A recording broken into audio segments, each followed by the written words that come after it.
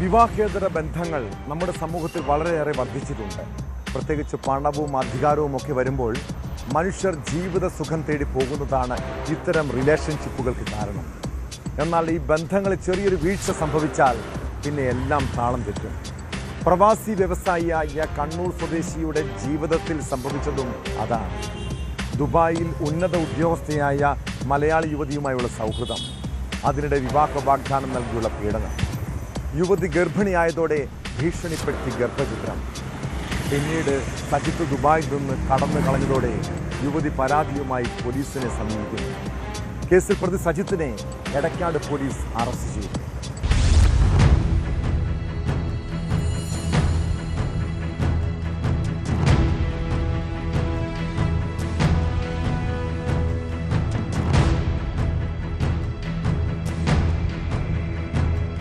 കോട്ടയം സ്വദേശിയുടെ പരാതിയിലാണ് കണ്ണൂർ കിഴുന്ന സ്വദേശിയായ 52-കാരൻ സജിത്ത് പിടിയിലായത്.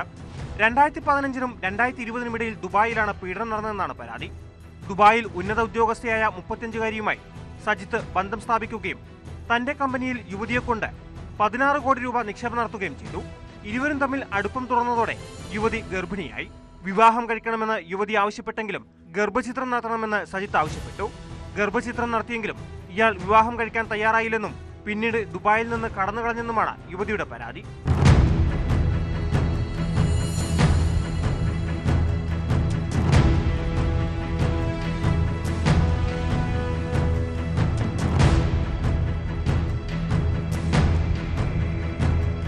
വിവാഹ വാഗ്ദാനം നൽകിയ ശേഷം പീഡിപ്പിക്കുകയും പണം തട്ടിയെടുക്കുകയും ചെയ്ത ശേഷം കടന്നുകളഞ്ഞെന്നാണ് യുവതി എടക്കാട് പോലീസിന് നൽകിയ പരാതിയിൽ പറയുന്നത്. തുടർന്ന് പ്രാഥമിക അന്വേഷണത്തിന് ശേഷം സജിത്തിനെ അറസ്റ്റ് ചെയ്യുകയായിരുന്നു. കോടതിയിൽ ഹാജരാക്കിയ പ്രതിയെ റിമാൻഡ് ചെയ്തു.